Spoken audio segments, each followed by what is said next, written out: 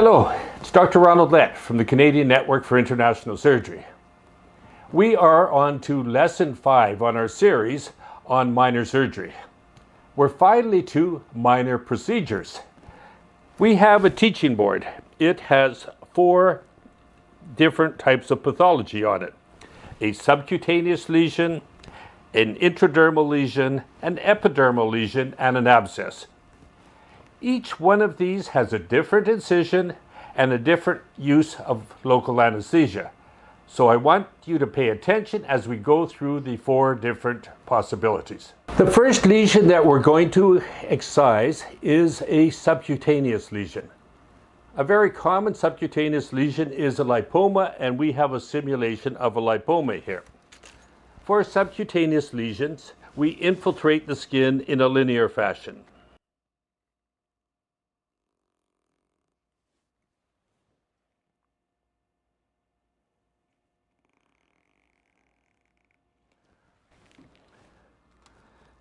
I've got a number 10 scalpel blade here, and we would make an incision directly over the lesion.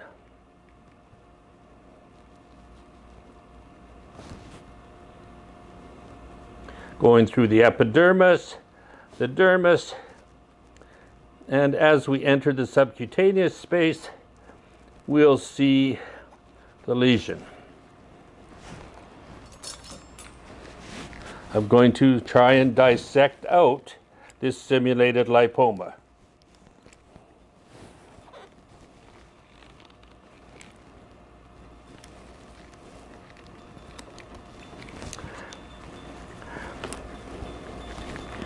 You try and push out the lipoma without making the skin incision excessively large, because it will stretch and it's a benign lesion. And a lipoma will come out and pop out pretty much like a rubber ball, which is what we're using to simulate this. So we have removed the lipoma. Now we need to close the wound. You will see there's a lot of dead space there. We do not close subcutaneously, because if you do that, it will deform the skin and we'll end up with an ugly deformity. So what we do is we close the skin and then we put a pressure dressing on it to close the dead space. I'm going to just use simple suturing. You could use the intradermal suture that we taught you in the laceration model as well, which would give you a nice cosmetic result.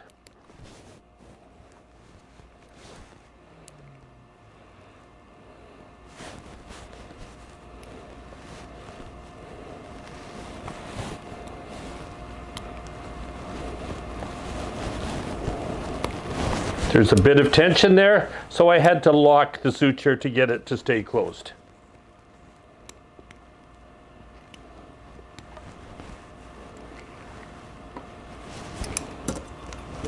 I take my suture scissors and I cut.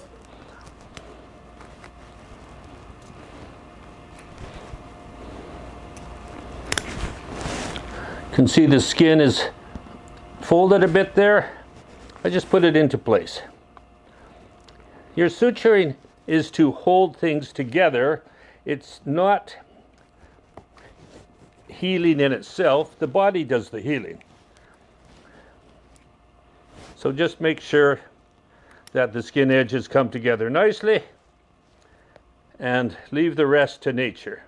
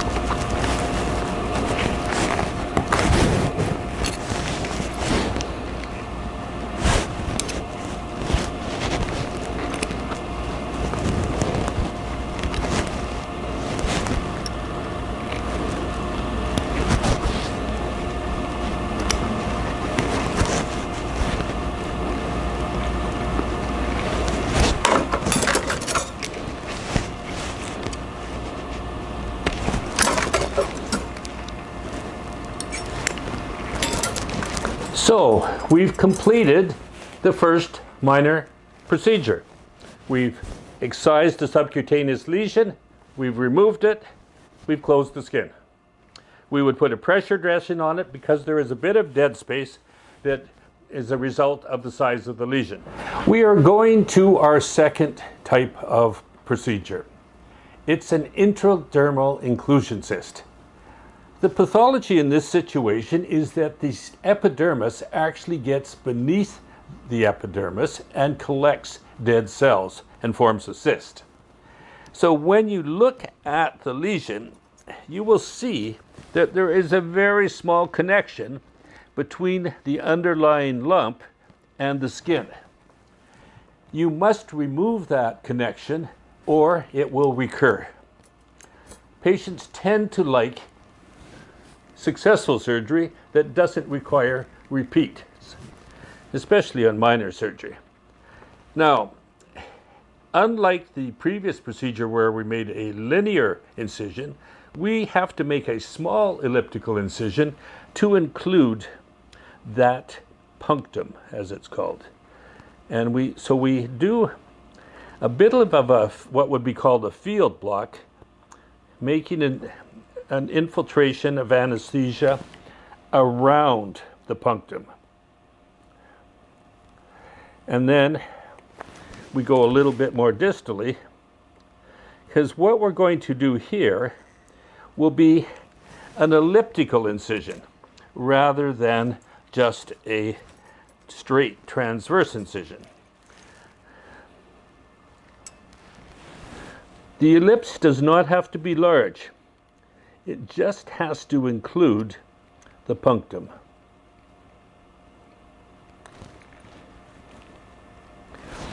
I used my blade from last time and it's dull. So we will change it. Remember how we learned to change blades when we did our instruments. So we line up the two bevels and we slip the blade on.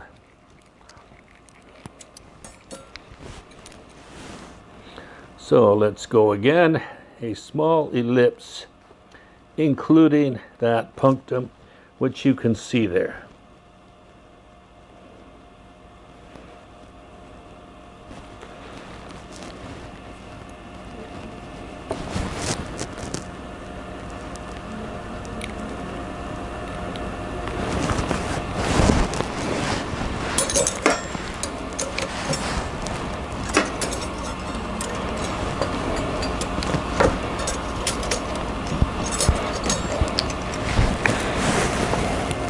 Going to grasp the skin and the underlying lesion, and I'll take my scissors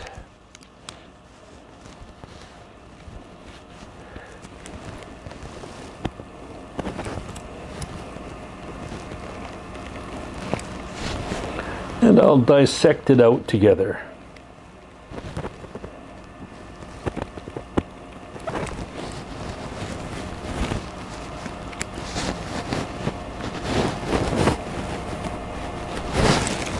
So I have the skin and some of the lesion, but not all of the lesion. But that's okay as long as I have the punctum. And now I'll dissect out the rest of the lesion, making sure I get it all.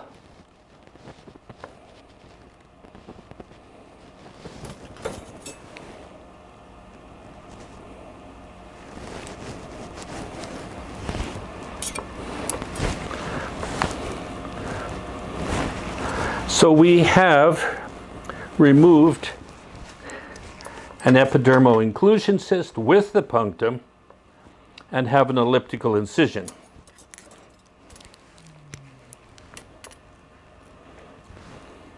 So there is a defect in the skin.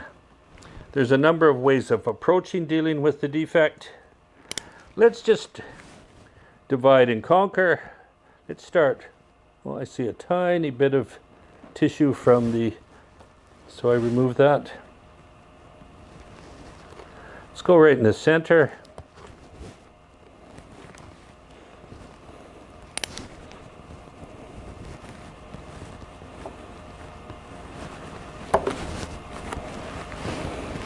Now for sure you will need to do a couple wraps because there will be a bit of tension on this first suture. I locked it. It's lying together nicely.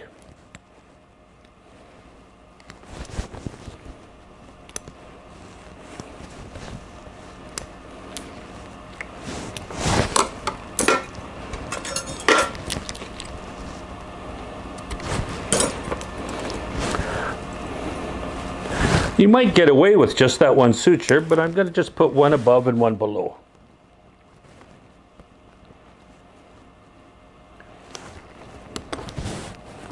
But you can see the ellipse was actually quite a small ellipse. Just enough to make sure you included the punctum, and then you accessed the cyst through the rest of the incision.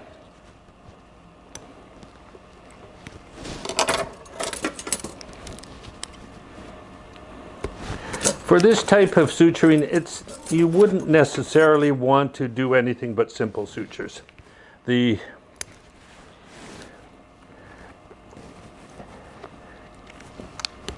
intradermal would be very appropriate for just the linear incision, but for the elliptical, you often have to do interrupted. But if you remove the interrupted early on, within 5 days, you will not have marking on the skin, and you can have a good cosmetic result. You might want to reinforce that closure after you remove these sutures with steri strips and do that for a week. So, you've seen how to do a subcutaneous lesion. Now we're doing an intradermal lesion with a field block anesthesia, elliptical incision, including the punctum. We're now moving on to the epidermal lesion. We have the epidermal lesion represented here on the skin as a white discoloration. Anytime you have a discoloration, especially if it has an irregular edge like this, you have to be worried it could be a malignancy. But you don't do a malignancy procedure before you know it's a malignancy. So we want to remove all of this lesion, but we do not want to take anything more than we have to. It is an inconvenient shape. It's almost square. So to get around it will not be that easy. Unless we made a huge ellipse, but we don't want to do that. Now, we want to infiltrate underneath the epidermal lesion. So the infiltration is different. It's not around. It's not in the incision over like in the subcutaneous. It's underneath. So we want to get it completely infiltrated underneath. If you have adrenaline in your local anesthesia, the bleeding will be quite small. So I'm going to make an elliptical incision, but it'll almost be circular. And closing a circular incision doesn't result in the best cosmetics. But it's a compromise between how big you make the incision and the shape.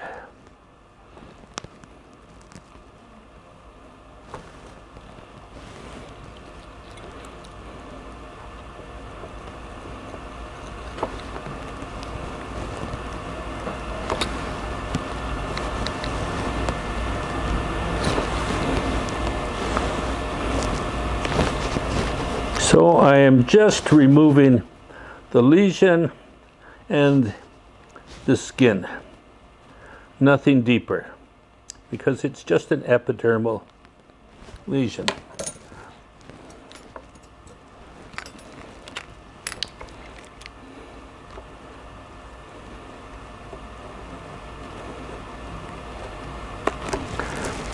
So I've removed the lesion. We will send that to pathology to find out what it is.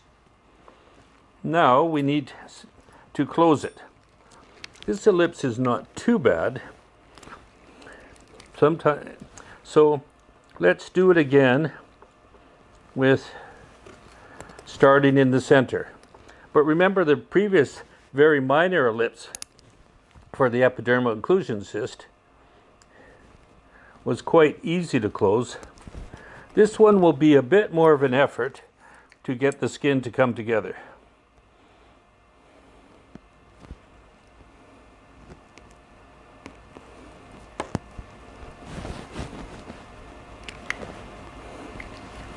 If it doesn't come together well, I may switch. I'm going to switch and see if maybe coming from the two ends might be a better way of getting it to come together.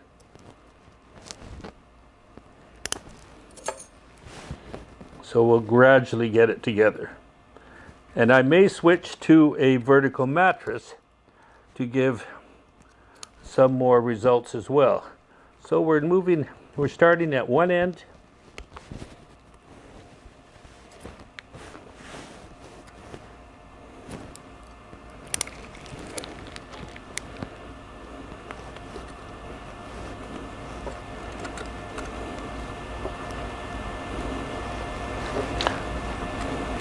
So remember the vertical mattress, far, far, near, near.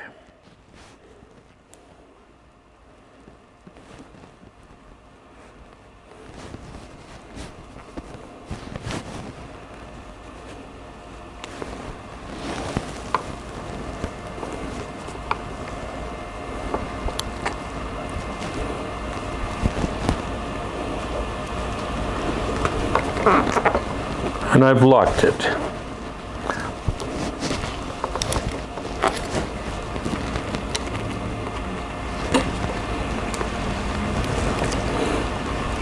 I'm not happy with that. I'm going to take it out and try again. There's nothing wrong with repeating.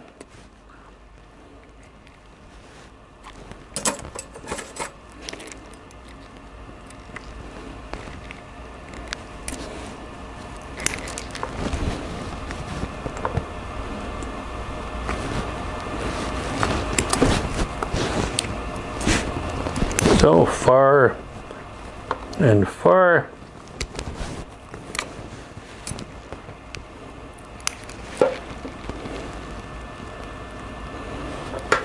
Near and near.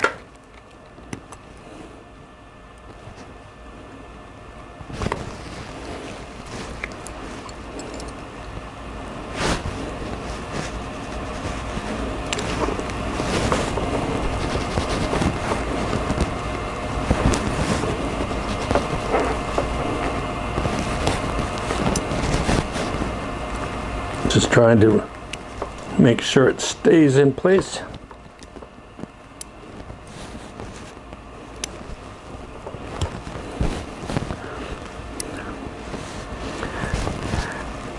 Now, this artificial skin is quite deformed, but real skin would be deformed a little bit. It will smooth out. So we've done one end.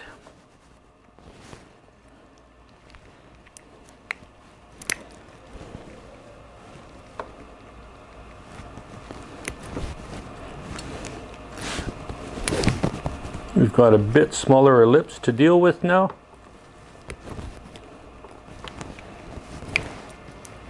I think I'll still stick with the vertical mattress.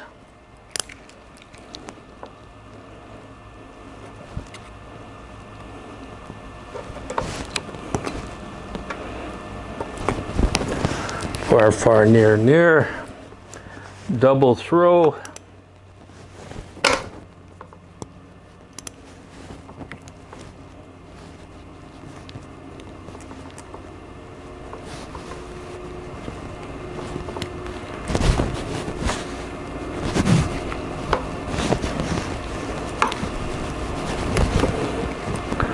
We're making progress. We still have a defect, but the ellipse is coming together.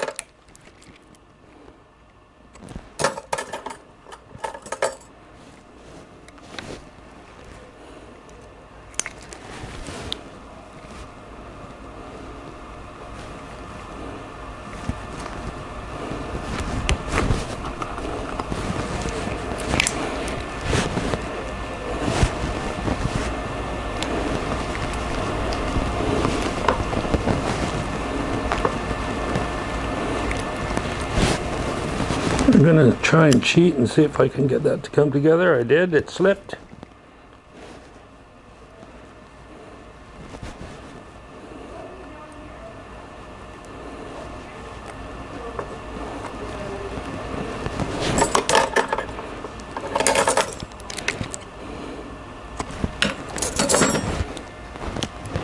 So we have now accomplished our third procedure.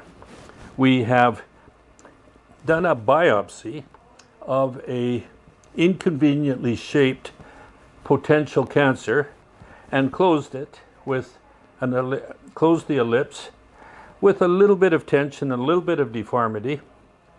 If that turned out to be a malignancy, we would then do a wide local excision. We're on to our fourth procedure.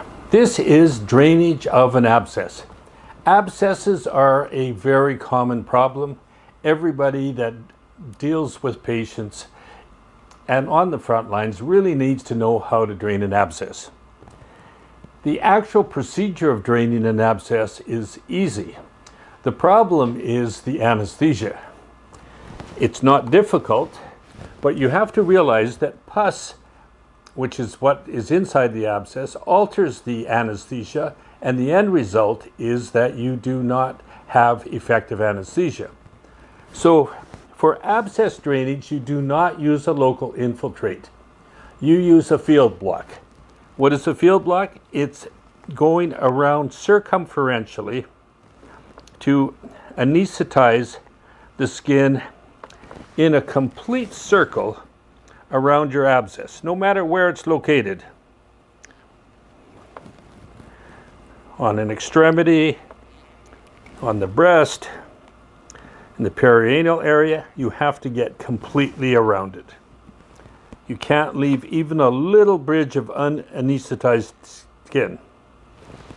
Once you have done that, you wait a minute, and then you confirm where the abscess is. You can do that with a large needle.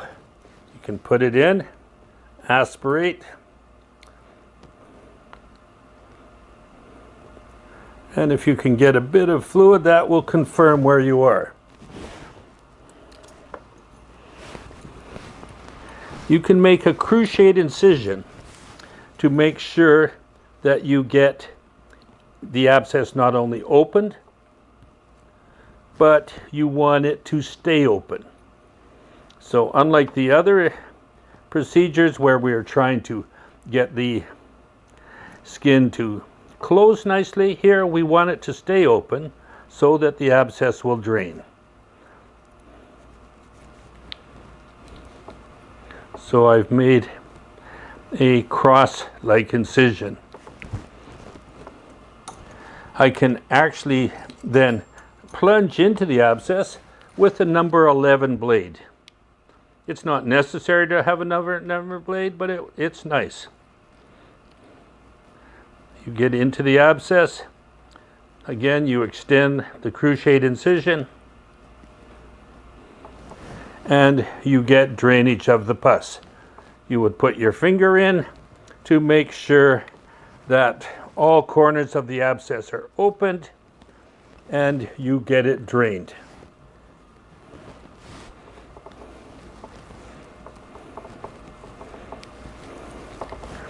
As I said, you do not want the abscess to close. So you pack it open. You do not suture it closed. You take some gauze,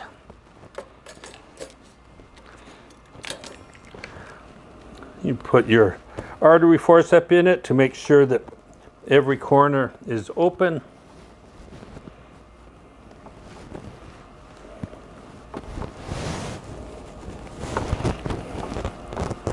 And you pack it.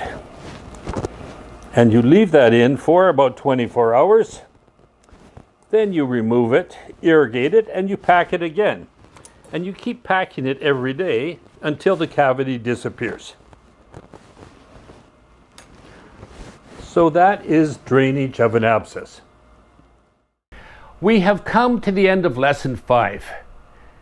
And this is also the end of our series on minor surgery. In Lesson 5, we looked at excision of subcutaneous lesions, intradermal inclusion cysts, epidermal lesions, and abscesses.